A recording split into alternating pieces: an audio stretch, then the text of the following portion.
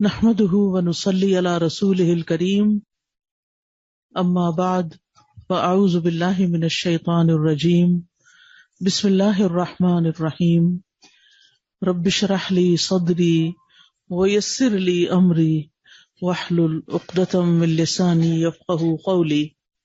قرآن مجید میں اللہ سبحانہ وتعالیٰ فرماتے ہیں والوزن يومئذ الحق فمن ثقلت موازینہ فأولئک هم المفلحون ومن خفت موازینہ فأولئک الذین خسروا انفسهم۔ اس دن وزن برحق ہے، پھر وہ شخص کے اس کے پلڑے بھاری ہو گئے تو وہی کامیاب ہونے والے ہیں، اور وہ شخص کے اس کے پلڑے ہلکے ہو گئے تو یہ وہ لوگ ہیں جنہوں نے اپنے آپ کو خسارے میں ڈالا۔ اس سے پتہ یہ چلتا ہے کہ اس دنیا میں ہم جو کچھ کر رہے ہیں اس کا ایک وزن ہے۔ اگر اچھا کر رہے ہیں تو اس کا بھی ایک وزن ہے، اور اگر برا کر رہے ہیں تو اس کا بھی ایک وزن ہے۔ یعنی ہمارے جتنے بھی اعمال ہیں وہ رائیگاں نہیں جاتے، ضائع نہیں ہوتے، بلکہ وہ ایک دن تولے جائیں گے۔ یہ تو ہم سب کو پتا ہے کہ ہمارے دائیں بائیں کرامن کاتبین ہیں۔ اگر ہم اچھی بات کرتے ہیں تو دائیں طرف والا فرشتہ لکھ لیتا ہے، اور اگر ہم کوئی بری بات کرتے ہیں تو بائیں طرف والا لکھ لیتا ہے، اور ایک آہ یا سس کی یا سی بھی ہم کرتے ہیں تو وہ بھی لکھ لی جاتی ہے، اور پھر قیامت کے دن ان ساری چیزوں کو تولا جائے گا میزان میں، اور اس کے مطابق جزا یا سزا ملے گی۔ تو اس سے یہ پتہ چلتا ہے کہ ہمیں کتنا سوچ سمجھ کے زندگی بسر کرنی چاہیے۔ ایسے ہی نہیں بس جو دل میں آیا کہہ دیا، جو دل میں آیا کر لیا، اور یہ سوچا کہ بس ٹھیک ہے، سبھی ٹھیک ہے، سب کچھ اچھا ہے۔ نہیں، مومن باشعور انسان ہوتا ہے، اپنی قیمت پہچانتا ہے، اپنے وقت کی قدر و قیمت جانتا ہے، اور سوچ سمجھ کے عمل کرتا ہے کہ اس کو کس وقت میں کیا کرنا ہے۔ ہم سب جانتے ہیں کہ اللہ سبحانہ وتعالیٰ نے ہماری تخلیق اپنی عبادت کے لیے کی ہے۔ وَمَا خَلَقْتُ الْجِنَّ وَالْإِنسَ إِلَّا لِيَعْبُدُونَ، میں نے جنوں اور انسانوں کو اس لیے بنایا ہے کہ وہ میری عبادت کریں۔ گویا اس زمین پر ہمارا اہم ترین فریضہ کیا ہے؟ اللہ کی عبادت۔ اللہ کی عبادت کا مطلب کیا ہے؟ مطلب یہ ہے کہ ہم اللہ سبحانہ وتعالیٰ کی اطاعت کریں، اس کی فرما برداری کریں، جن چیزوں کا اس نے ہمیں حکم دیا ہے وہ کر لیں، اور جن چیزوں سے روکا ہے ان سے رک جائیں ہم۔ لیکن اس کے لیے پھر ہمیں علم حاصل کرنے کی ضرورت ہوتی ہے کہ ہمیں پتہ چلے کہ اللہ تعالیٰ ہم سے کیا چاہتے ہیں، وہ کیا چاہتے ہیں کہ ہم کیا کریں، اور وہ کیا چاہتے ہیں کہ ہم کیا نہ کریں۔ تو جو شخص یہ اپنی زندگی کا مقصد پہچان لیتا ہے اور پھر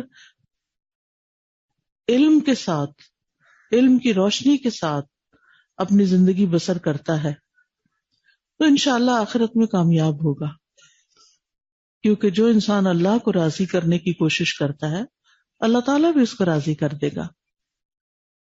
دنیا کی زندگی میں ہم سب کا ہی امتحان ہو رہا ہے کہ ہم اللہ کی مرضی کے مطابق چل رہے ہیں یا نہیں چل رہے۔ اللہ تعالیٰ نے یہ زندگی دی اس لیے کہ ہمیں آزما کے دیکھے ہم کرتے کیا ہیں۔ ایوکم احسن عملا، ہم سب کی اصل منزل آخرت ہے، دنیا منزل نہیں ہے۔ اسی لیے آپ نے دیکھا ہوگا جو بھی دنیا میں آتا ہے چلا جاتا ہے، ہر آنے والے کو واپس ضرور جانا ہے، چاہے کوئی امیر ہو، چاہے کوئی غریب ہو، چاہے کوئی مرد ہو یا عورت ہو، کوئی بچپن میں چلا جاتا ہے، کوئی جوانی میں چلا جاتا ہے، کوئی بڑھاپے میں چلا جاتا ہے، اور کوئی انتہائی شدید بڑھاپے کے بعد، لیکن جانا اس کو بہرحال ہے۔ اصل زندگی آخرت کی زندگی ہے۔ وَمَا هَذِهِ الْحَيَاةُ الدُّنْيَا إِلَّا لَهْوٌ وَلَعِبٌ وَإِنَّ الدَّارَ الْآخِرَةَ لَهِيَ الْحَيَوَانُ لَوْ كَانُوا يَعْلَمُونَ، اور دنیا کی یہ زندگی نہیں مگر ایک دل لگی اور کھیل، اور بے شک آخری گھر یقیناً وہی اصل زندگی ہے اگر وہ جانتے ہوتے۔ لہذا جو اصل زندگی ہے، جہاں ہم نے جا کر جینا ہے، ہمیشہ جینا ہے، رہنا ہے، ہمیں اس کے لیے کام کرنا ہے، اور وہ کام کرنا ہے جو وہاں ہمارے کام آ سکے، جس کا ہمیں وہاں فائدہ پہنچے۔ اس کے لیے اللہ سبحانہ وتعالیٰ نے ہمیں قرآن مجید میں خطاب کرتے ہوئے فرمایا ہے، یا ایھا الذین آمنوا اتقوا اللہ ولتنظر نفس ما قدمت لغد واتقوا اللہ ان اللہ خبیر بما تعملون۔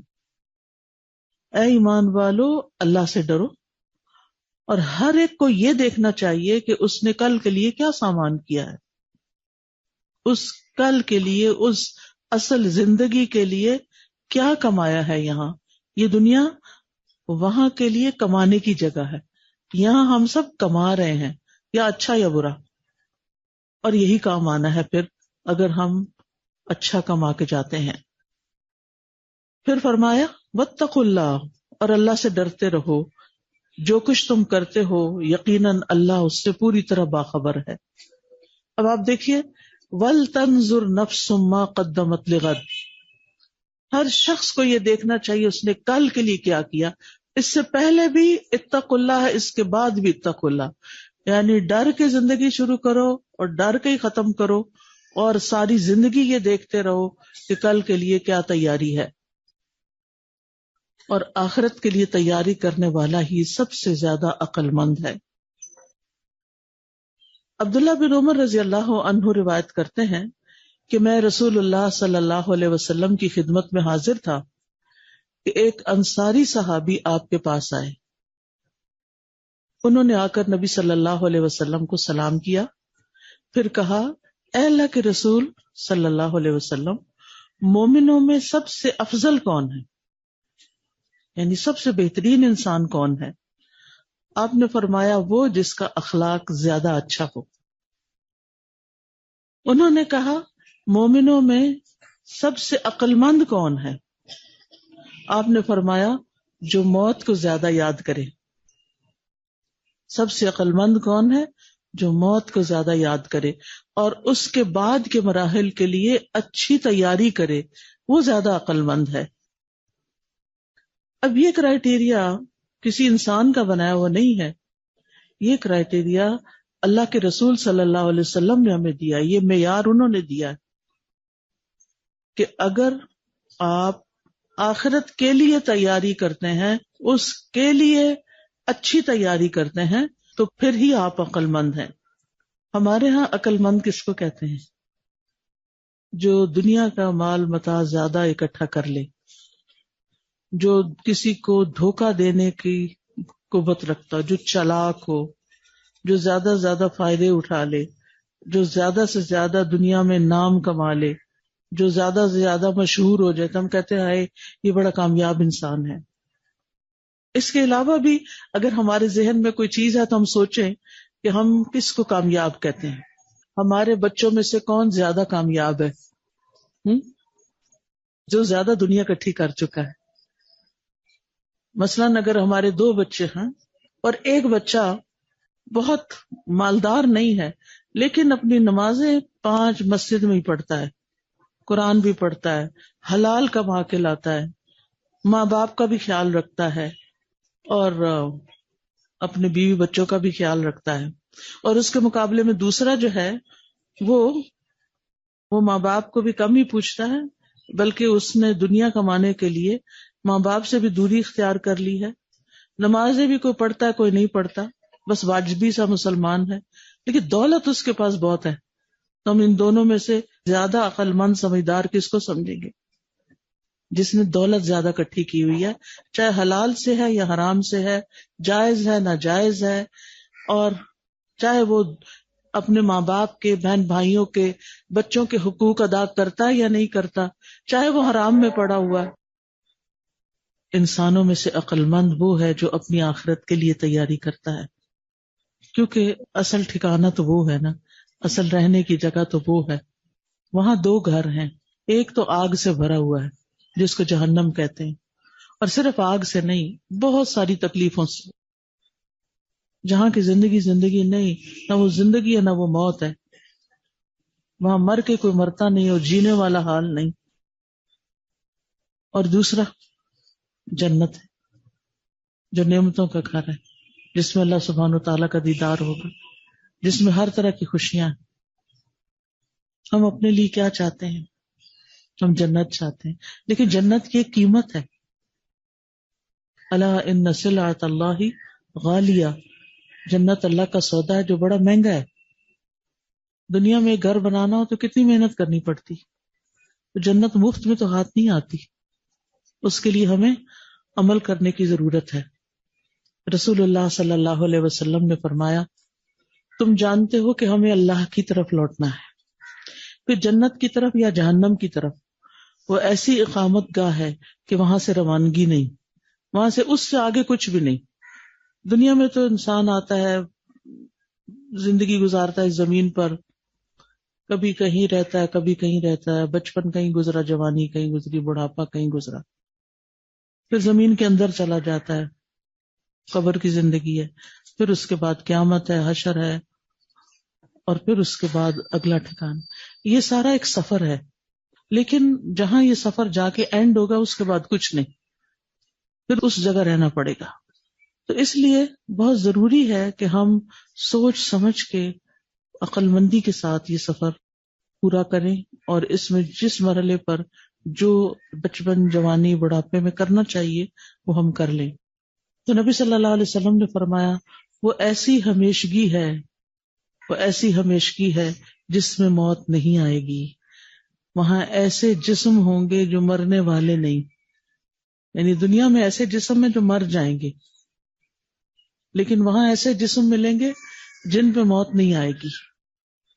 تو اس لیے ہمیں اپنے دن کی پلاننگ کرنی چاہیے اور سوچ سمجھ کے زندگی گزارنی چاہیے. زندگی کیا ہے؟ دنوں کا مجموعہ ہے.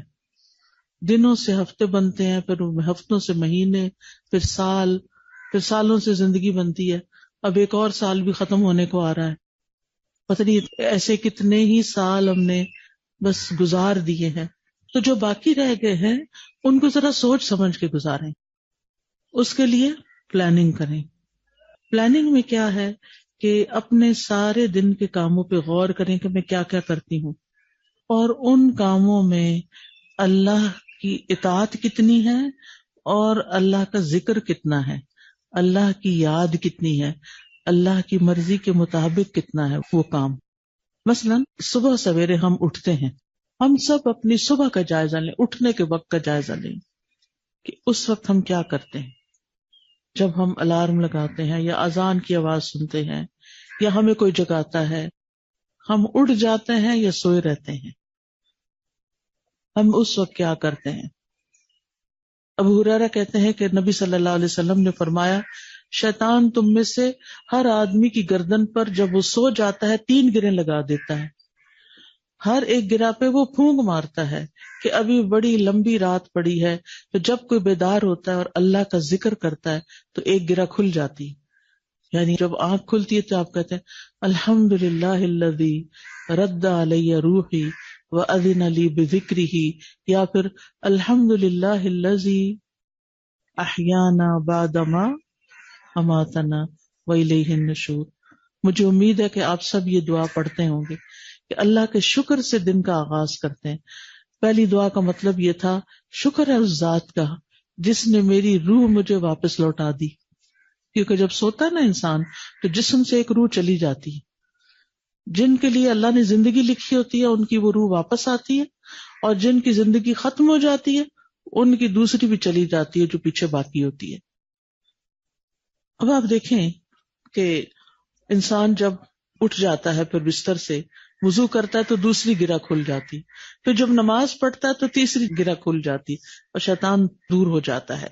اور صبح کو پھر حشاش بشاش اور خوش باش چست ہو کے اٹھتا ہے، خوش مزاج. ورنہ اگر سویا رہتا ہے، دھوپ نکل آتی ہے اور لیٹ اٹھتا ہے تو اس کی صبح نفس کی خباثت اور سستی کے ساتھ ہوتی ہے. یہ نبی صلی اللہ علیہ وسلم نے ہمیں بتایا. تو اس لیے بہت ضروری ہے کہ ہم بیداری کی دعا پڑھیں جس میں اللہ کی تعریف بھی ہے اور پھر اس بات کا ذکر بھی ہے کہ ہم نے واپس اللہ کے پاس جانا ہے. اماتنا سے مراد نیند ہے اور نشور سے مراد الیہ النشور، قیامت کے دن قبروں سے زندہ کر کے اٹھایا جانا ہے. تو پھر اب اٹھ تو گئے اور ہم نے نماز بھی پڑھ لی. نماز کے بعد کیا کرنا ہے؟ نماز کے بعد صبح کے اذکار ضرور پڑھا کریں اور یہ سورج نکلنے سے پہلے پہلے پڑھنے چاہیے. یہ ان کا وقت ہے، یعنی قبل طلوع الشمس وقبل غروبها، سورج نکلنے سے پہلے اور سورج غروب ہونے سے پہلے یہ اذکار پڑھنے ہیں. کس کس کو صبح شام کی دعائیں آتی ہیں؟ الحمدللہ بہت سارے لوگوں کو آتی ہیں. جن کو نہیں آتی وہ ایاک نستعین کتاب سے یاد کر لیں، اور ایپ بھی ہے جس سے آپ دیکھ کے بھی پڑھ سکتے ہیں. کچھ لوگ خوش قسمت ہیں جن کو زبانی دعائیں آتی ہیں. اگر وہ مصلی پہ بیٹھ کے نہیں پڑھ سکتے تو اس وقت ہلکی پھلکی واک کر لیا کریں. اگر گھر کے بہت سارے کام ہیں، آپ کہیں کام کے لیے نکلتے ہیں، آپ کے گھر والوں نے، بچوں نے اسکول جانا ہے تو آپ کو اب ناشتہ بنا کے دینا ہے، تو آپ اپنے کام کاج کے ساتھ ساتھ بھی وہ ذکر کر سکتے ہیں. لیکن یہ ذکر کرنا نہ بھولیں. وہ دن جس کا آغاز ان دعاؤں کے ساتھ ہوتا ہے اس سے مختلف ہوتا ہے جس میں یہ دعائیں نہ پڑھی جائیں. فجر کی نماز جو ہے اس کی کیا اہمیت ہے؟ فجر کی نماز نہ پڑھنے کا کیا نقصان ہے؟ کسی کو پتا ہے؟ حدیث کی روشنی میں آپ نے فرمایا وہ آدمی ہرگز دوزخ میں نہیں جائے گا جس نے سورج نکلنے سے پہلے اور سورج غروب ہونے سے پہلے کی نماز پڑھ لی، یعنی فجر اور عصر پڑھ لی. میں نے پوچھا تھا کہ جو نہ پڑھے اس کا کیا نقصان ہے. اس کے بارے میں بخاری کی ایک حدیث کا ایک حصہ صرف بتاؤں گی کہ نبی صلی اللہ علیہ وسلم سو رہے تھے تو دو فرشتے آئے اور وہ آپ کو لے گئے خواب میں. اور نبی کا خواب جو ہوتا ہے وہ سچا ہوتا ہے، وہ وہی ہوتا ہے. تو وہ آپ کو کہیں لے گئے. وہاں پر آپ نے دیکھا کہ ایک شخص لیٹا ہوا ہے اور اس کے سر پہ ایک شخص پتھر اٹھا کے کھڑا ہے اور وہ اس کے سر پہ دے مارتا ہے. لیٹا ہوا جو ہے اس کا سر پھٹ جاتا ہے، پتھر دور جا گرتا ہے. وہ جا کے پتھر اٹھانے لگتا ہے، سر پھر اتنی دیر میں جڑ جاتا ہے، پھر وہ پتھر مارتا ہے، پھر وہ گرتا ہے، پھر پتھر مارتا ہے، پھر مسلسل یہی سزا ملتی رہتی ہے اس کو. تو نبی صلی اللہ علیہ وسلم پوچھتے ہیں ماذا، یہ کیا ہے؟ یہ کیا ہو رہا ہے؟ کتنا وحشت ناک منظر ہوگا، کتنا دہشت ناک کہ آپ سوچیں کہ کسی لیٹے ہوئے انسان کے سر پہ کوئی پتھر مار رہا ہے. کوئی ذرا سی زور سے کوئی چیز لگ رہی ہے سر چکرا جاتا ہے، کہاں یہ کہ سر پھٹ جائے. تو آپ کو بتایا گیا، یہ حدیث کافی طویل ہے لیکن اس کا باقی حصہ اس وقت ریلیونٹ نہیں، میں پہلا حصہ ہی بتا رہی ہوں.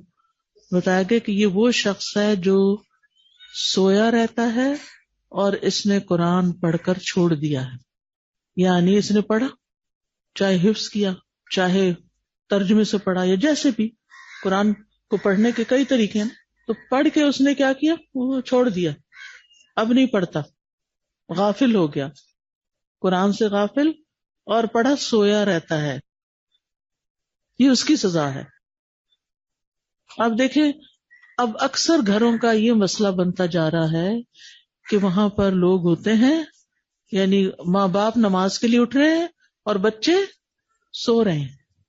اگر عام دنوں میں نہیں تو اتوار کے دن تو ان کو سونا ہی ہے. آج ہمیں کوئی نہ جگائے، یعنی اس کا مطلب یہ کہ پہلے تو آپ اس لیے اٹھتے تھے کہ آپ نے اسکول جانا تھا یا کام کاج پہ جانا تھا، اور اب بھلا کیوں آپ سو رہے ہیں؟ اسکول جانا زیادہ امپورٹنٹ ہے، مسجد جانا امپورٹنٹ نہیں ہے. تو اس لیے ہمیں صرف اپنی نماز کی فکر نہیں کرنی بلکہ اپنے بچوں کی نماز کی بھی فکر کرنی ہے. فجر کی نماز پڑھنے والے کے لیے اللہ کا ذمہ ہے، اللہ تعالیٰ اس کی حفاظت کرتا ہے، یعنی دنیا اور آخرت میں اس کو امن میں رکھے گا. فجر کی نماز کے وقت فرشتے حاضر ہوتے ہیں. نبی صلی اللہ علیہ وسلم کسی بھی حال میں فجر کی سنتیں کبھی نہیں چھوڑتے تھے، فرض تو دور کی بات ہے، سنتیں بھی نہیں چھوڑتے تھے۔ حضرت عائشہ روایت کرتی ہیں کہ آپ صلی اللہ علیہ وسلم نے فرمایا، فجر سے پہلے کی 2 رکعتیں دنیا اور جو کچھ اس میں ہے، کیا کچھ ہے دنیا میں، ہر وہ چیز جس کی لوگ تمنا کرتے ہیں، ان سب سے بہتر ہے۔ آپ نے وہ 2 رکعتیں پڑھ لی، وہ آپ نے پوری دنیا کما لی، اتنا بڑا آپ اجر و ثواب سمیٹ لیتے ہیں۔ اس لیے ٹائم پر اٹھا کریں، اچھے سے وضو کر کے اچھے سے سنت ادا کریں، کیونکہ بہت سارے لوگ پھر این ٹائم پہ اٹھتے ہیں، اوہ تھوڑا ٹائم ہے، سنت چھوڑ کے پھر صرف فرض پڑھ کے آنکھیں بند کیے پڑھتے ہیں، بند آنکھوں سے پھر جا کے سو جاتے ہیں۔ ایسے تو نہیں اللہ کی عبادت کرتے۔ اللہ تعالیٰ کا ہم پر کوئی حق ہے کہ نہیں؟ ہے نا؟ کتنا بڑا، سب کچھ تو دیا اسی نے، اتنی چیزیں ہمارے لیے اس نے بنائی جن سے ہم لطف اندوز ہو رہے ہیں، تو اس کا اتنا بھی حق نہیں کہ ہم ڈھنگ سے نماز ہی پڑھیں اور جلد بازی نہ کریں نماز میں، سکون سے نماز پڑھیں اور 5 وقت کی نمازیں پابندی کے ساتھ ادا کریں اور خشوع کے ساتھ۔ اگر ہمیں پتا ہونا کہ صرف ایک سجدے کا کتنا بڑا اجر ہے تو ہم سجدے سے نہ اٹھیں، شوق سے سجدہ کریں۔ ثوبان جو رسول اللہ صلی اللہ علیہ وسلم کے غلام تھے، ان سے معدان روایت کرتے ہیں کہ میں ان کے پاس گیا اور عرض کیا کہ آپ مجھے ایسے عمل کی خبر دیں جس کے کرنے سے اللہ مجھے جنت میں داخل کر دے، یا میں نے کہا کہ مجھے اللہ کے نزدیک سب سے پسندیدہ عمل کے بارے میں خبر دیں، تو وہ خاموش رہے۔ میں نے پھر پوچھا، وہ خاموش رہے۔ پھر تیسری مرتبہ پوچھا تو انہوں نے فرمایا، میں نے بھی رسول اللہ صلی اللہ علیہ وسلم سے اس کے بارے میں سوال کیا تھا، تو آپ نے فرمایا تم پر اللہ کے لیے سجدوں کی کثرت لازم ہے، کیونکہ سب سے زیادہ اللہ کے قریب انسان کب ہوتا ہے؟ سجدے کی حالت میں ہوتا ہے۔ تم جب بھی کوئی سجدہ کرتے ہو، اللہ اس سجدے کے سبب سے تمہارا ایک درجہ بڑھا دیتا ہے اور اس کے ذریعے سے تمہاری ایک خطا مٹا دیتا ہے، تو درجات بڑھتے ہیں ہر سجدے کے بدلے۔ تو اس لیے کبھی بھی سجدہ کرتے ہوئے یہ نہ سوچے کہ اچھا ابھی اور بھی نماز رہتی ہے، اچھا پھر نماز کا وقت ہوگی، نہیں، وسجد وقترب، سجدہ کرو اور قریب ہو جاؤ۔ اللہ کا قرب، اللہ تعالیٰ کے قریب ہونا۔ آپ دیکھیں جس سے ہم محبت کرتے ہیں نا، ہم اس کے قریب رہنا چاہتے ہیں، یا نہیں؟ ماں باپ سے محبت کرتے ہیں تو ماں باپ سے قریب ہونا چاہتے ہیں، دوستوں سے محبت ہے تو دوستوں کے ساتھ ہر وقت رہنا چاہتے ہیں۔ یہ انسان کی فطرت ہے کہ اس کے اندر یہ چیز رکھ دی گئی ہے۔ تو خوش قسمت ہیں وہ لوگ جنہیں اللہ سے محبت ہے اور وہ اللہ کا قرب چاہتے ہیں، اور ان کو طریقے بھی پتہ ہیں کہ اللہ کا قرب کیسے حاصل کرتے ہیں، اور وہ ان کاموں پر پھر خوش بھی ہوتے ہیں۔ نماز کا وقت آتا ہے تو وہ خوش ہو جاتے ہیں کہ الحمدللہ پھر نماز کا وقت آ گیا ہے، پھر اللہ سے ملاقات کا وقت آ گیا ہے، اور پھر اللہ کے قریب جانے کا وقت آ گیا ہے۔ خوش ہو کے نماز پڑھتے ہیں۔ ہم سب کو اپنے دلوں کا جائزہ لینا چاہیے کہ نماز پڑھتے ہوئے ہماری کیفیت کیا ہوتی ہے۔ کیا ایسی تو نہیں ہوتی کہ بس اب ہم کسی قید سے چھوٹ گئے ہیں، عشاء کی نماز پڑھی تو بس شکر ہے ساری نمازیں پوری کر دی میں نے؟ نہیں، خوش ہو کے۔ نبی صلی اللہ علیہ وسلم کیا فرماتے تھے؟ یا بلال اقم الصلاۃ ارحنا بہا، اے بلال نماز قائم کرو، نہیں اذان دو کہ نماز پڑھیں ہم اس سے راحت پائیں۔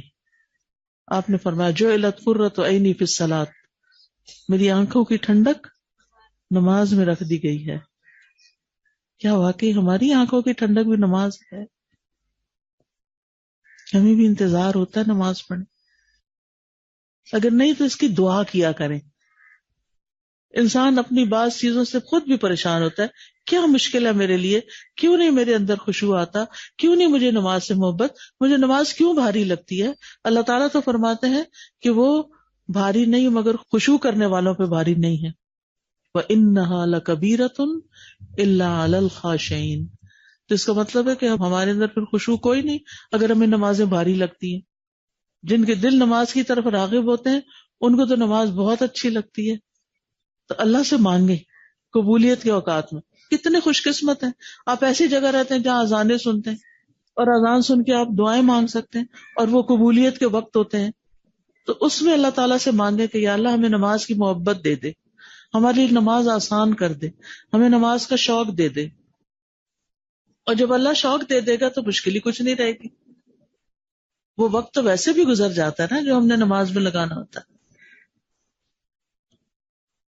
پھر ایک اور مشکل یہ ہے کہ ہم نماز تو پڑھ لیتے ہیں لیکن سلام پھیرتے ہی جھٹ مصلے سے اٹھ جاتے ہیں. ٹھیک ہے بہت کام ہے، میں سمجھتی ہوں بہت کام ہے، اس لیے بیٹھ کے تو تسبیح بھی نہیں کر سکتے. اس کے لیے بھی ہمیں پھر چلتے پھرتے ہی اگر قسمت میں ہو کرنا تو کر لیتے ہیں، ورنہ نہیں. کیا کرنا ہے؟ نماز کے بعد مصلی پہ بیٹھ کے اذکار کرنے ہیں. رسول اللہ صلی اللہ علیہ وسلم نے فرمایا جب تک تم اپنے اس مصلی پر بیٹھے رہو جہاں تم نے نماز پڑھی تھی اور بے وضو نہ ہو تو فرشتے دعا کرتے رہتے ہیں اللہم اغفر لہ اللہم ارحمہ، اے اللہ اس کی مغفرت کر دے، اس کو بخش دے، اے اللہ اس پہ رحم فرما دے. جتنی دیر آپ مصلی پہ بیٹھیں گے، اور خاص طور پر جو بزرگ خواتین ہیں ان سے تو میری خاص ریکویسٹ ہے کہ وہ دنیا کے شغل کم کر دیں. اب جانے کا وقت ہے، دنیا کے پیچھے نہ دوڑیں اور اس چیز کی تجسس ختم کر دیں. وہ بہو کیا کر رہی ہے، وہ بیٹی کدھر سے آئی ہے، وہ فلانا بیمار ہے، فلاں یہ کر رہا ہے، یہ نہیں ہوا، وہ نہیں ہے، یہ کب ہوگا. انگزائٹی کا شکار ہو جاتے ہیں چھوٹی چھوٹی چیزوں پر. جن کا کام ہے وہ کرتے رہیں گے. بچوں پہ ذمہ داری ڈالیں. کب تک ہم ان کو بیبی بنائے رکھیں گے کہ ہر کام ہم ہی ان کو کر کے دیں، ان کے فیصلے بھی ہم کریں، ان کو ہر وقت پیچھے پڑے رہے، اب یہ کر لو، اب یہ کر لو، اب ایسے کر لو، اب ایسے کر لو. اگر کوئی آپ کے ساتھ کرے ہر وقت یہ، تو آپ کو کیسا لگے گا؟ ہر وقت کوئی آپ کے سر پہ سوار رہے اور انسٹرکشن پہ انسٹرکشن دیتا چلا جائے. مجھے بھی تو سانس لینے دو، اللہ نے مجھے بھی کوئی عقل دی ہے، آپ ہی تو نہیں صرف عقل مند. تو اس لیے سمجھا دیا کافی ہے، اب خود کریں سب اپنا. اور آپ اپنا وقت مصلی پہ زیادہ گزاریں. رات کو ٹی وی دیکھنے کی بجائے، موبائل دیکھنے کی بجائے جلدی سو جائیں تاکہ صبح جلدی اٹھ سکیں. اللہ سے مناجات کریں، سرگوشیاں کریں. جب لوگ سو رہے ہوں تو نماز پڑھیں اور پھر خوب دعائیں کریں. وہ دعائیں قبول ہونے کا وقت ہے. بچوں کو بہت زیادہ ہر وقت سمجھانے کی بجائے اللہ سے ان کی ہدایت کی دعا مانگ لیا کرے. ان کے معاملات اللہ کے سپرد کر دیا کرے. اللہ میں نے تیرے حوالے کر دی، اللہ میں نے تیرے حوالے کر دی، تو اب ان کو سنبھال. اور پھر آپ دیکھیں کہ نماز کے بعد اگر 33 مرتبہ ہم اپنی انگلیوں پہ سبحان اللہ سبحان اللہ سبحان اللہ دائیں ہاتھ پہ کرنا چاہیے. اور آپ دیکھیں اس کا طریقہ 3 دفعہ اوپر لے جائیں اور 3 دفعہ نیچے لے آئیں. تو 15 اور 15 کتنے ہو جائیں گے؟ 30. اور 3 اور پڑھ لیں 33 ہو جائیں گے. یعنی انسان اگر ہر نماز کے بعد 33 مرتبہ سبحان اللہ، 33 مرتبہ الحمدللہ اور 33 مرتبہ اللہ اکبر کہتا ہے، اور 100 کا عدد پورا کرنے کے لیے لا الہ الا اللہ وحدہ لا شریک لہ لہ الملک ولہ الحمد وہو علی کل شیء قدیر کہتا ہے، تو اس کے سارے گناہ معاف کر دیے جاتے ہیں، چاہے وہ سمندر کی جھاگ برابر کیوں نہ ہو. ہر نماز کے بعد یہ وظیفہ ضرور کریں. اور موت کے علاوہ کوئی چیز نہیں جو اس کو جنت میں جانے سے روکے. کتنی دیر لگے گی یہ پڑھتے ہوئے؟ 2 منٹ لگ جائیں گے. کیا نماز کے بعد ہمارے پاس 2 منٹ کوئی نہیں ہے جنت کمانے کے لیے؟ یہی تو کل کام آنا ہے اور یہی چھوڑ کے اڑ جاتے ہیں. تو تھوڑی دیر بیٹھ جایا کریں مصلی پہ اور دعا کر لیا کریں، الا یہ کہ کوئی ایمرجنسی ہو، کوئی بہت ہی ضروری کام. اور اگر ایمرجنسی ہو تو پھر ایک اور کام کریں، 10 دفعہ کر لیں سبحان اللہ سبحان اللہ. ہر انگلی پہ 2 دفعہ پڑھ لیں. کتنی دفعہ ہو جائیں گے؟ 10 دفعہ ہو جائیں گے. 10 دفعہ الحمدللہ، 10 دفعہ اللہ اکبر. نبی صلی اللہ علیہ وسلم نے فرمایا 2 خصلتیں یا 2 عادتیں ایسی ہیں کہ اگر کوئی مسلمان بندہ ان کی پابندی کر لے تو جنت میں داخل ہوگا، اور وہ بہت آسان ہے مگر ان پہ عمل کرنے والے بہت کم ہیں. ایک یہ ہے کہ ہر نماز کے بعد 10 بار سبحان اللہ، 10 بار الحمدللہ اور 10 بار اللہ اکبر کہے. زبان کی ادائیگی کے اعتبار سے دن میں یہ 150 دفعہ بن جاتے ہیں، لیکن ترازو میں 1500 ہیں. ہمیں کیا چیز روکتی ہے کہ ہم کم از کم 1500 نیکیاں روز کی یہ کما لیں جو کل قبر میں بھی کام آئیں گی اور آگے بھی کام آئیں گی. اور اسی طرح جب رات سونے لگے تو سونے سے پہلے بھی کیا کرے، دن بھر کی تھکاوٹ اتارنے کے لیے تاکہ صبح جلدی اٹھ سکے کیا پڑھے، 33 دفعہ سبحان اللہ. یہ کس کو سکھایا تھا نبی صلی اللہ علیہ وسلم؟ حضرت فاطمہ کو. کیوں سکھایا تھا؟ کام کر کر کے تھک جاتی تھی. یہ تھکاوٹ اتارنے کا نسخہ ہے. لیکن ہم میں سے کتنے لوگ عمل کرتے ہیں؟ ہم کہتے ہیں ہم تو سبحان اللہ ہی کہتے ہیں تو سو جاتے ہیں، اتنے تھکے ہوتے ہیں. بیٹھ کے پڑھ کے پھر لیٹا کرے بستر پہ جا کے. لیکن بھولے نہیں، اس عمل کو کریں. صحابی کہتے ہیں عبداللہ ابن عمر، میں نے رسول اللہ صلی اللہ علیہ وسلم کو دیکھا، آپ انہیں اپنے ہاتھ سے شمار کرتے تھے. صحابہ نے پوچھا اللہ کے رسول یہ کیسے ہے کہ یہ عمل آسان ہے مگر ان پہ عمل کرنے والے تھوڑے ہیں؟ آپ نے فرمایا سوتے وقت میں کسی کے پاس شیطان آ جاتا ہے اور پہلے اس سے کہ وہ تسبیحات پوری کرے وہ اسے سلا دیتا ہے، اور اس طرح نماز میں شیطان آ جاتا ہے اور تسبیحات پڑھنے سے پہلے ہی اس کو کوئی کام یاد کرا دیتا ہے. ابھی تو تمہارا یہ کام رہتا ہے، ابھی تو تم نے یہ ضروری میسج کرنا ہے، اگر ابھی نہ کیا تو پھر تمہارے دماغ سے نکل جائے گا، پہلے میسج کر لو. اچھا ہوتا پتہ کیا ہے، جب کھولتے ہیں نا میسج کرنے کے لیے وہ تو پیچھے رہ جاتا ہے اور کوئی اور نظر آ جاتا ہے. وہاں تسبیح بھی گئی، وہ میسج بھی گیا اور ہم کہیں اور ہی کھو گئے. تو ان چیزوں کے بارے میں اپنے اوپر خود چیک رکھیں کہ ابھی اپنے آپ کو نا آپ خود سمجھائیں. آپ دیکھیں کہ یہ جو اللہ نے ہمارا دل بنایا نا اس کے اندر بھی عقل ہے اور اس کو سمجھانا پڑتا ہے. نفسیات میں ایک حربہ بتاتے ہیں کہ یہ جو ایسے پیشنٹس ہوتے ہیں جو انگزائٹی کا شکار ہو جاتے ہیں یا دل چھوٹا ہونے لگتا ہے یا دل گھبرانے لگتا ہے، تو وہ کہتے ہیں کہ اپنے دل پہ ہاتھ رکھ کے کہیں ٹھہر جاؤ، ابھی ٹھہر جاؤ. وہ جو دل ہے نا اس کے اندر عقل ہے، آپ اسے سمجھا رہے ہیں وہ سمجھ جائے گا. کام ڈاؤن، آرام سے، گھبرانے کی ضرورت نہیں، غم نہ کرو، فکر نہیں زیادہ کرو، پریشان نہ ہو، سب ٹھیک ہو جائے گا. ایسے اپنے آپ کو کہا کریں. اور اگر شیطان پھر بھی وسوسہ ڈال رہا ہے تو ہر نماز کے بعد 3 دفعہ کم از کم اعوذ باللہ السمیع العلیم من الشیطان الرجیم من ہمزہ ونفخہ ونفثہ، یہ اپنا وظیفہ بنا لیں. آپ دیکھیں گے کہ آپ کی بہت سی پریشانیاں تو آپ کو یاد ہی نہیں رہیں گی، اللہ تعالیٰ قرار دے دے گا. یہ شیطان ہے دشمن جو اٹیک کرتا رہتا ہمارے دل پر. من شر الوسواس الخناس الذی یوسوس فی صدور الناس من الجنۃ والناس. اسی لیے ہر نماز کے بعد ہمیں 1 دفعہ قل ھو اللہ، 1 دفعہ قل اعوذ برب الفلق اور 1 دفعہ قل اعوذ برب الناس پڑھنی چاہیے. اب 5 نمازوں کے بعد اگر آپ یہ پڑھ لیتے ہیں آیت الکرسی کے سمیت تو انشاءاللہ شیطان سے بہت سی پروٹیکشن ہو جائے گی. جو آپ کو پریشان رکھتا ہے، سٹریس میں رکھتا ہے، فکر مند کرتا ہے، غمگین رکھتا ہے، اس غم اور سٹریس سے باہر نکلیں. جو کچھ کریں آرام سے کریں، انجوائے کر کے کریں، سکون سے کریں. پریشان ہونے سے کوئی مسئلہ حل نہیں ہوتا، بلکہ ہماری سوچنے سمجھنے کی صلاحیت ہی ماری جاتی ہے. ہم کوئی بہتر کام نہیں کر سکتے.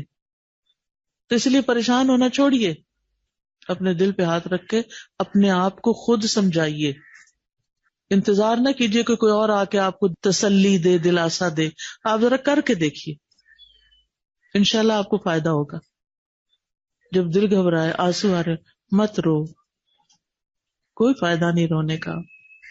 آپ ایسے ہی سمجھیں جیسے آپ اپنے بچے کو سمجھا رہے ہوتے ہیں نا. یہ دل بھی بچہ بن جاتا ہے نا، تو اس کو بھی سمجھانا پڑتا ہے. اور پھر آپ دیکھیے کہ قیامت کے دن یہ انگلیاں بولیں گی، ان انگلیوں سے سوال ہوگا. یہ سیرا ایک صحابیہ ہیں، ان سے روایت ہے کہ نبی صلی اللہ علیہ وسلم نے عورتوں کو حکم دیا، یہ خاص عورتوں کے لیے تحفہ ہے، کہ تکبیر، تقدیس اور تحلیل کی محافظت کریں اور تسبیح کو انگلی کے پوروں سے شمار کریں، اس لیے کہ قیامت کے دن ان سے سوال ہوگا اور یہ جواب دیں گی. فَإِنَّهُنَّ مَسْئُولَاتٌ مُسْتَنْتَقَاتٌ. یعنی یہ ان کو بلوایا جائے گا. نطق بولنے کو کہتے ہیں نا. تو یہ بولیں گے ہاتھ، یہ کہیں گے ہاں اس بندی نے اس پر تسبیح پڑھی تھی. پھر اسی طرح ایک اور چیز کا بھی خیال رکھے کہ جب آپ اذکار پڑھیں نا یا تسبیحات وغیرہ کریں، کوشش کریں کہ ذرا توجہ سے کر لیں، اس کا فائدہ زیادہ ہوتا ہے.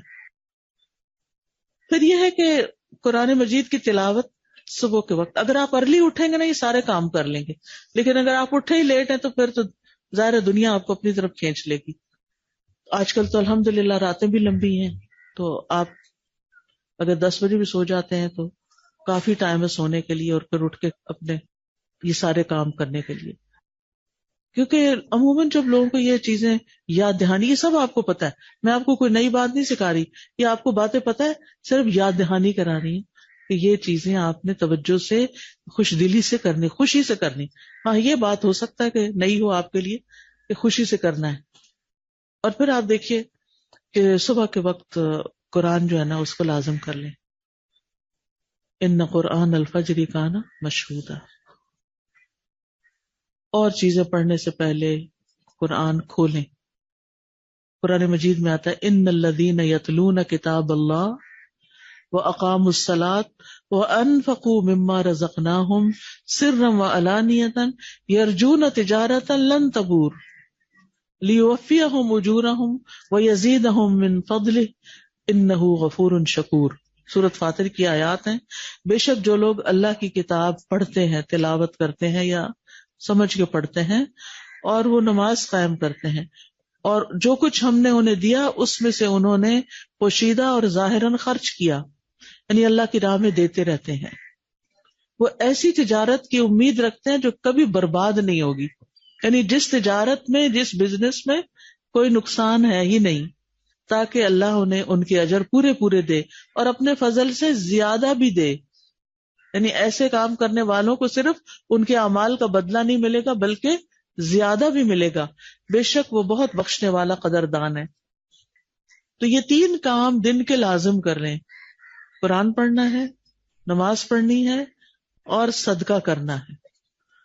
نبی صلی اللہ علیہ وسلم نے خواتین کو تو صدقے کا اور تاکیدی حکم دیا تھا، کیونکہ عام طور پہ ہم کیا کہتے ہیں، ہم کون سا کماتے ہیں، ہم کہاں سے دیں، جو آپ کے ہاتھ میں ہے اسی میں سے دیں. اور کوئی دن نہ گزرے کہ جب آپ اپنے ہاتھ سے کچھ نہ کچھ ضرور نہ نکالیں. اگر کوئی لینے والا نہیں تو اپنا کوئی ایک الگ گلہ بکسا کچھ بنا کے رکھ دیں، کوئی جگہ اس کے اندر روز ڈال دیا کریں، الگ کر دیا کریں. میرے والد تھے نا تو رات کو آتے تھے تو رات کو بیٹھ کے اپنا جو کمائی ہوتی تھی حساب کرتے تھے، پھر اس کا کچھ حصہ نکال کے الگ کر دیتے تھے. ڈیلی بیسس پہ وہ الگ کر دیتے تھے، اور پھر جس وقت خاندان میں یا باہر جہاں بھی ضرورت ہوتی تھی تو اس میں سے نکال دیتے تھے. اب حضرت اسماء اور حضرت عائشہ دونوں کے بارے میں آتا ہے کہ ان میں سے ایک جو آتا تھا ساتھ ساتھ دیتی رہتی تھی، اور ایک جو تھی وہ ذرا کچھ جمع کر کے اماؤنٹ یا جو بھی چیز ہوتی تھی پھر نکالتی تھی. جو آپ کرنا چاہیں کر سکتے ہیں، دونوں سنتیں ملتی ہیں. یہ صحابیات کی سنت ہے. یعنی آپ صلی اللہ علیہ وسلم نے کیا فرمایا، میں نے عورتوں کی اکثریت کو جہنم میں دیکھا، ڈر لگ جاتا ہے. اللہ تعالیٰ ہمیں معاف کرتے کیونکہ وہ شوہر کی ناشکری کرتی ہیں اور زبان کا غلط استعمال کرتی ہیں. تو اس کا علاج کیا بتایا گیا؟ صدقے کی کثرت، نکالتے رہو. اور پھر یہ کوئی ہمارے منہ سے کچھ نہ کچھ نکل جاتا ہے نا، وہ دل ذرا بے چین بھی رہتا ہے، گھبراہٹ کا شکار، فوراً صدقہ کریں کیونکہ یہ علاج بتایا گیا ہے، تو گھبراہٹ دور ہو جائے گی آپ کی. اور تلاوت کا تو اجر آپ کو پتہ ہی ہے، ہر حرف پہ 10 نیکی ہیں. یہ کون سا اس سے بڑا بزنس ہے؟ اور پھر قرآن ویسے بھی غموں کا علاج ہے، جتنی تلاوت کریں گے اتنا ہی سکون پائیں گے. قرآن کو اپنے سے دور نہ کیا کریں، قریب رکھا کریں. پھر بچوں کو اسکول وغیرہ بھیج کے پھر اپنی اشراق یا چاشت کی جو نماز آپ کو ملے وہ پڑھ لیں. یہ دن کے اول حصے میں 4 رکعتیں پڑھنا جو ہے یہ دن کے آخر تک کفایت کرتا ہے. اور ویسے بھی جو 2 رکعتیں اشراق کی یا چاشت کی اگر آپ پڑھتے ہیں تو سارے جوڑوں کا، جو جسم کے بدن کے جوڑ ہیں ان کا کفارہ ہو جاتا ہے. پھر اسی طرح اگر آپ ناشتہ کرنے کے لیے بیٹھے ہیں یا سب کو دے کے پھر آپ کی اپنی باری آتی ہے تو اللہ کا شکر ادا کرنا نہ بھولیں اللہ تعالیٰ اس بندے سے راضی ہو جاتا ہے جو ایک لقمہ کھائے اور اس پر اللہ کا شکر ادا کرے، الحمدللہ کہے، یا جو پانی کا گھونٹ بھی پیے اور اس پر اللہ کا شکر ادا کرے. یہ اللہ کو راضی کرنے والا کام ہے. آپ کھا رہے ہیں اپنے لیے اور اللہ کو ساتھ راضی کر رہے ہیں. آپ کا کھانا بھی آپ کے لیے عبادت بن گیا. پھر صبح صبح نیت کیا کریں، حیاتی کلہ للہ، میری ساری زندگی اللہ کے لیے ہے، میری ہر چیز اللہ کی ہے، اور ہے بھی. میں جو کچھ کروں گی اللہ کے لیے کروں گی. کئی دفعہ انسان آنکھیں بند کر کے کچھ کر جاتے، پھر تھوڑی دیر بعد سوچتا ہے کیوں کیا. پوچھتے رہا کریں اپنے آپ سے، یہ کیوں کیا؟ مثلاً آج کے اس درس کا انتظام کیوں کیا؟ اس درس کو اٹینڈ کرنے کیوں آئے؟ میں یہاں کیوں آئی؟ مجھے کیا کمانا ہے؟ کیا چاہیے اس کے بدلے میں؟ ہم سب نے اپنا وقت کیوں لگایا؟ اپنے آپ سے سوال کیا کرے تاکہ آپ کا ذہن جاگے اور آپ جو کریں شعوری طور پہ کریں، اور اس کا فائدہ زیادہ ہوگا، اس کا اجر زیادہ ہوگا. پھر ایک اور چیز، ہر روز اپنے نفع مند علم میں اضافہ ضرور کریں، اور جو علم بھولا جا رہا ہے نا اس کو دوبارہ تازہ کر لیں. یہ بھی بڑا ضروری ہے، اپنے علم کو فریش کرتے رہیں. آپ یہ نہ سوچیں میں نے وہ کورس کیا تھا اور میں نے ساری تفسیر پڑھ لی ہے، میں فلاں مدرسے میں 5 سال پڑھی ہوں، اب میرے پاس وہ سند بھی ہے، میں دکھا سکتی ہوں. سند میں نہیں سب کچھ لکھا ہوتا، کیونکہ اندر دل میں جو ہوتا ہے نا وہ بھولنے لگتا ہے، اس کو بار بار پڑھنا پڑتا ہے. یہ جو ایک رواج آ گیا نا، بس ایک کورس کر کے نام لکھا لو اپنا کہ ہم پڑھے لکھے ہیں، ایسا نہیں ہوتا. دنیا کا علم ہو یا دین کا علم، ایک دفعہ پڑھنے کے بعد یاد نہیں رہتا. آپ دیکھیں باہر کے ملکوں میں ہر کام کرنے سے پہلے آپ کو سرٹیفکیشن چاہیے ہوتی ہے، اور پھر ہر کچھ عرصے کے بعد ریفریشر کورس کرنا پڑتا ہے. پھر نئی جو چیزیں ریسرچ ہو کے آ جاتی ہیں ان کو پڑھنا پڑتا ہے. اگر آپ یہ اپنے علم میں اضافہ نہیں کرتے تو آپ پیچھے رہ جاتے ہیں، آپ کی کوئی قدر نہیں رہتی. تو علم جو ہے، یہ دین کا علم تو جنت کمانے کا ذریعہ ہے، اور اس کے علاوہ بھی انسان جو سیکھتا ہے نفع مند علم، اس کے ذریعے جو اچھے کام کرتا ہے وہ بھی اجر و ثواب کا باعث ہے. پھر آپ دیکھیں کہ انسان اگر علم حاصل کرنے کے لیے نکلتا ہے، مجھے نہیں پتا آپ کسی کلاس میں جاتے ہیں یا نہیں، کسی درس میں جاتے ہیں یا نہیں، جمعہ پڑھنے آتے ہیں یا نہیں، اپنے لیے باندھ لیں. آپ میں سے ہر خاتون کو میں یہ نصیحت کروں گی کہ وہ ایک دفعہ کم از کم ہفتے میں ضرور نکلے علم حاصل کرنے کے لیے، علم کی مجلس میں جا کر بیٹھے. نبی صلی اللہ علیہ وسلم نے فرمایا، جو شخص صبح کے وقت اس لیے مسجد کی طرف نکلا، یہ سب کان کھول کے سن لیں، بہت فائدے کی حدیث ہے. جو شخص صبح کے وقت اس لیے مسجد کی طرف نکلا کہ بھلائی سیکھے یا سکھائے، سیکھے یا سکھائے، اس کے لیے پورا حج کرنے والے کے برابر اجر ہے. اتنا بڑا اجر ہے گھر سے نکل کر جا کر مسجد میں بیٹھ کر علم حاصل کرنے کا. علم سیکھنے سکھانے کے لیے وقت مقرر کریں، کیونکہ اس سے ہمارا ایمان تازہ ہوتا ہے. آپ کو ایمان والے ساتھی ملتے ہیں جو ہمارے ایمان میں اضافہ کرتے ہیں، ایمان بڑھانے والے کاموں کا پتہ چلتا ہے، اور ان چیزوں کا بھی پتہ چلتا ہے جو ہمارا ایمان گھٹا دیتے ہیں. پھر اسی طرح آپ دیکھیں کہ اپنی زندگی میں جو صفائی ستھرائی کا اہتمام ہے وہ بھی عبادت کی نیت سے کریں. چاہے آپ صبح نہاتے ہیں، چاہے آپ اپنا مسواک کرتے ہیں، چاہے آپ اپنے پاؤں صاف کرتے ہیں، ناخن کاٹتے ہیں، بال صاف کرتے ہیں، اپنے کپڑے صاف کرتے ہیں، بستر جھاڑتے ہیں، گھر میں جھاڑو لگاتے ہیں، یہ سارے عبادت کے کام ہیں اگر اللہ کی خاطر آپ کرتے ہیں. کیونکہ ان اللہ یحب التوابین ویحب المتطہرین. پھر آپ دیکھیں کہ ہم جب کام کاج کر رہے ہوتے ہیں نا تو ہمارے دل میں کوئی پریشانیاں اور وسوسے آ رہے ہوتے ہیں، تو اس وقت آپ کہیں توکلت علی اللہ، میں نے اللہ پہ بھروسہ کیا، اللہ میرا کام کرے گا، مجھے اللہ سے بڑی امید ہے. اللہ سے اچھی امید رکھیں، مایوس نہ ہوں. کام کاج کے ساتھ ساتھ غور و فکر جاری رکھیں، مختلف چیزوں پہ غور کریں. کچھ کاٹ رہی ہیں، کچھ پکا رہی ہیں، کچھ بنا رہے ہیں، کچھ سی رہے ہیں، کچھ دھو رہے ہیں، ساتھ ساتھ غور و فکر کریں کہ یہ کیا ہے. آنکھیں بند کر کے نہیں کہ بس کام چلانا ہے.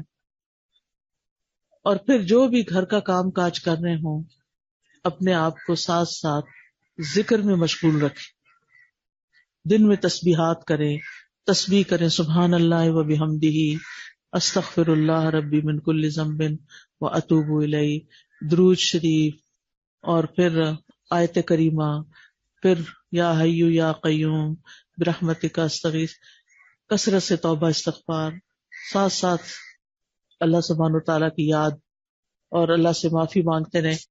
قیامت کے دن وہ شخص، میں نے میزان سے بات شروع کی تھی نا، ہمارے اعمال نامے تولے جائیں گے، قیامت کے دن وہ شخص اپنا اعمال نامہ دیکھ کے خوش ہو جائے گا جس میں بہت زیادہ کثرت سے استغفار لکھا ہوگا۔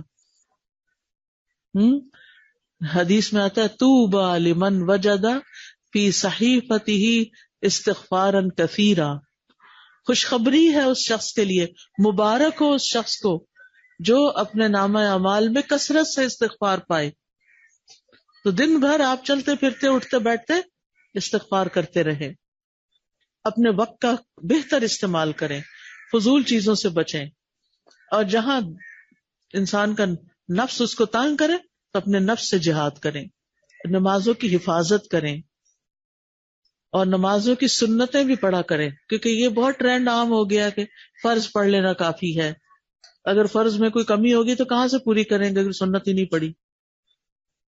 اور پھر آپ دیکھیں کہ اگر کوئی زندگی میں تکلیف پریشانی آ جاتی ہے، کوئی بیماری، کوئی فوتگی، کوئی کچھ، اللہ سے ناراض نہیں ہونا، تقدیر کے فیصلوں پہ راضی رہنا ہے۔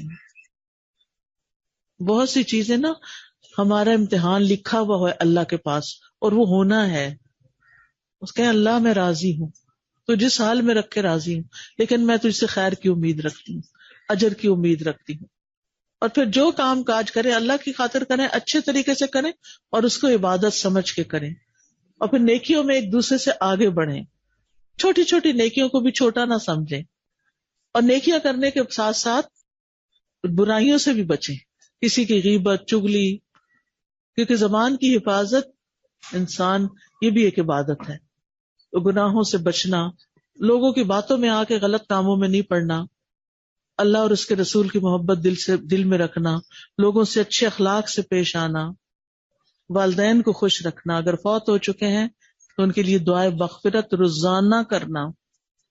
ویسے تو ہم اتحیات جب آخر میں پڑھتے ہیں نا، لیکن ایسے ہی پڑھ جاتے ہیں، ربنا اغفر لی ولوالدی وللمؤمنین یوم یقوم الحساب۔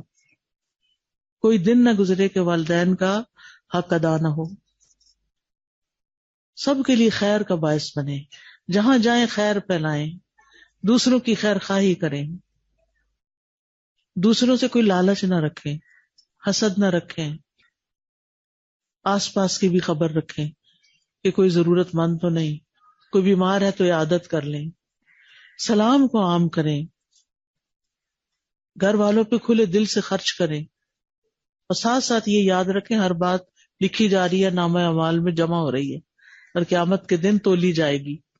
اس لیے قیل و قال اور لغو باتیں چھوڑ دیں، زبان سے اذیت دینے سے بچیں، اور فقراء اور مساکین کا بھی خیال رکھیں، اپنے خاندان کے جو ضرورت مند ہیں ان کو بھی نگاہ میں رکھیں، قطع رحمی سے بچیں، دوسروں کے گناہ قصور معاف کرنے والے بنیں، دوسروں پر ظلم نہ کریں، مظلوم کی آہ سے بچیں،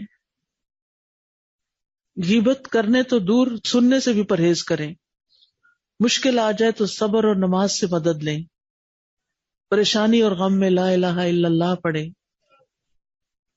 تنگی کے بعد آسانی کا انتظار کریں صبر کے ساتھ، اور پھر رات جب آپ سونے لگیں تو پھر اللہ کا ذکر کریں۔ کوئی کتاب ہے سونے جاگنے کے اذکار، اور اس کی ایپ بھی بنی ہوئی ہے، فون پہ ایپ ڈال لیں اور رات کو سونے سے پہلے اذکار پڑھ کے سوئیں، انشاءاللہ آپ کا سارا دن بہت اچھا گزرے گا۔ Have a nice day. اچھا، اب کوئی بات آپ کرنا چاہیں تو 2-4 منٹ میں کر لیں، ورنہ ہمیں اجازت دے دیں۔ جی بسم اللہ الرحمن الرحیم. السلام علیکم. جی وعلیکم میں السلام. پوچھنے یہ چاہ رہی ہوں کہ آج کل جب بچوں کو ہم کچھ سمجھانے لگتے ہیں جی تو وہ کہتے ہیں کہ ہمارا رب ہمیں ویسے ہی ملے گا جیسے ہم اس کو گمان کرتے ہیں، کہ قرآن پاک میں بھی یہ لکھا ہے کہ تم جیسے اپنے رب کو گمان کرتے ہو میں تمہیں ویسے ہی ملوں گا. مطلب آج کل کی جو نیو جنریشن ہماری جو اولادیں ہیں وہ ہمیں آگے سے یہ کہتی ہیں اچھا کہ ہم اللہ کو جیسا گمان کرتے ہیں وہ ہمیں ویسا ہی ملے گا. اس کا مطلب یہ ہے کہ ہم جو چاہیں کریں تو وہ ہم اگر اس کو سمجھتے ہیں کہ مطلب ہم استغفار کر رہے ہیں، ہم اس سے معافی مانگ رہے ہیں، لیکن اس کے ساتھ ہم اپنے اوپر توجہ نہیں دیتے. آج کل کے جس طرح کے فیشن ہے یا نماز کا آپ نے جیسے ذکر کیا نہیں ادا کرتے، لیکن وہ یہ اس کے بعد میں یہی کہتے ہیں کہ ہم جیسے اللہ کو گمان کرتے ہیں وہ ہمیں ویسا ہی اصل میں ملے یہ گا، باتیں یعنی وہ ساری ہمیں معاف کر دے. جی اصل میں بات یہ ہے کہ یہ ساری باتیں کہیں سے پک اینڈ چوز کچھ کر لینا کہیں سے ادھر، اس کی وجہ یہ ہے کہ ان بیچاروں کے پاس صحیح علم کوئی نہیں. اگر صحیح علم ہو، ریگولر بیسس پہ آپ ان کو قرآن و سنت کی تعلیم دے تو ایسی باتیں کبھی نہ کریں. لہٰذا ان باتوں کو اگنور کر کے ان کی تعلیم کا بندوبست کریں. بارک اللہ فیکم. سبحانک اللہم و بحمدک، اشہد ان لا الہ الا انت، استغفرک و اتوب الیک. السلام علیکم و رحمۃ اللہ وبرکاتہ.